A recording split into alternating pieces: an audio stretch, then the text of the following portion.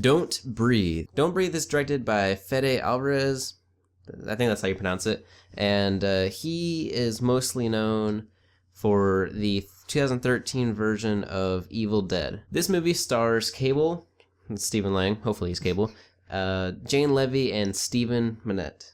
Or Dylan Minette, sorry. I want to start off by saying this movie is beautiful. What you need to know about this movie going in, it's about these three teenagers that are kind of criminals. They break into houses, to get off. A couple of them are kind of druggies. They use the stolen money and stuff to, shoot up and etc.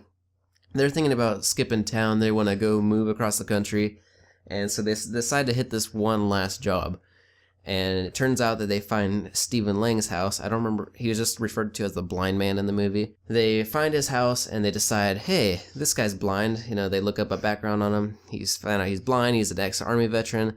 It'd be an easy job, right? Well, they go to his house. Things don't turn out too good. It's kind of terrifying and goes in a lot of weird directions. I am a huge fan of horror movies, especially horror thrillers. They, in my opinion, they're one of the best type of horror movies. They're filled with suspense, and you really don't know what's going to happen.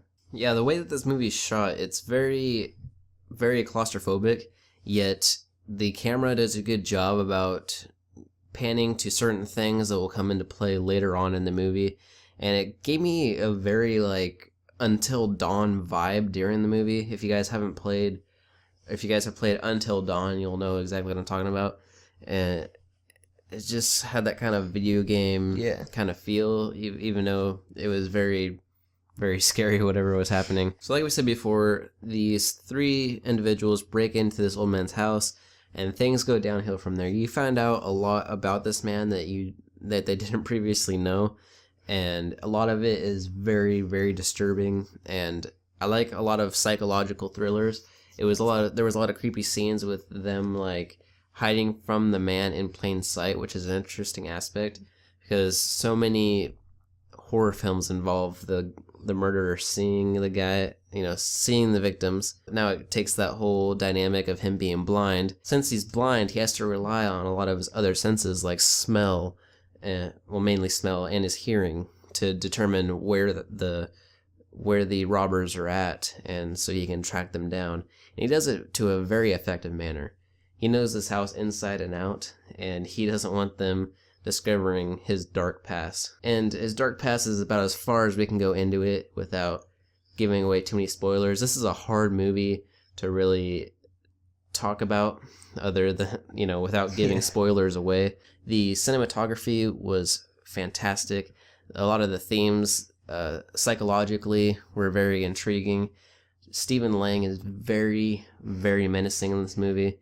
I want that dude to be Cable so bad. Yeah. He does a great performance, because he's not actually blind. You buy it 100%. There was a few small... I feel like I say this every review. There was a few small issues with the movie as far as, some people surviving things that they necessarily shouldn't have at some points. That's about as far as I can go. The performances were great, though. Yes. Fede Alvarez, or however you pronounce his name, the director, did a very good job getting great performances out of all these guys. I bought it completely from beginning to end. I felt like the ending could have been 10 minutes shorter.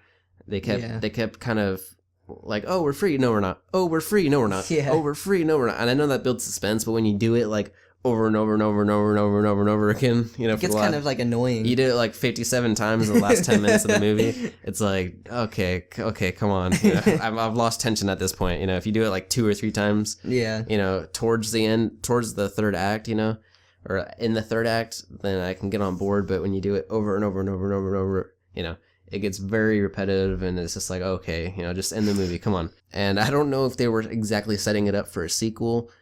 I kind of feel like they were. If they were to make a sequel, I don't know how they would. Yeah, I don't know. We can't... See, this is the hard thing. We can't go into it, because if we tell you how there would be a sequel, then you would know what happens at the end. So I don't really know. But all in all, I really did enjoy this movie. I didn't love it. as much as other horror movies that have been out this year. As far as The Conjuring 2, I haven't seen that, so I need to go back and revisit that. But I did see Lights Out, and I did prefer Lights Out over this movie. But then again, this movie had such an interesting dynamic, and it was so original and unique. I'm going to have to give it a good score, and I am going with an A- for this movie. I liked it about the same as you. I thought it was extremely original, but I really loved this movie. Like you, I did not love it more. I did not like it more than Lights Out. Lights Out is also an extremely original film, and I'm gonna go give this movie a B+. All right, that's good to wrap it up for this review. Sorry if it was very non-educational. It's really hard to talk about this movie without spoiling it. It just really is, because there's so many new dynamics and stuff that are introduced, and if you mention it, you're kind of giving a plot point away. Anyways, thank you guys for watching. If you guys did enjoy this video, you guys can go and find other reviews from Isaac and myself down below, and you guys can hit that little subscribe button, that little like button. They're free and they help us out tremendously. Thank you guys so much for watching, and we'll see you guys in the next review.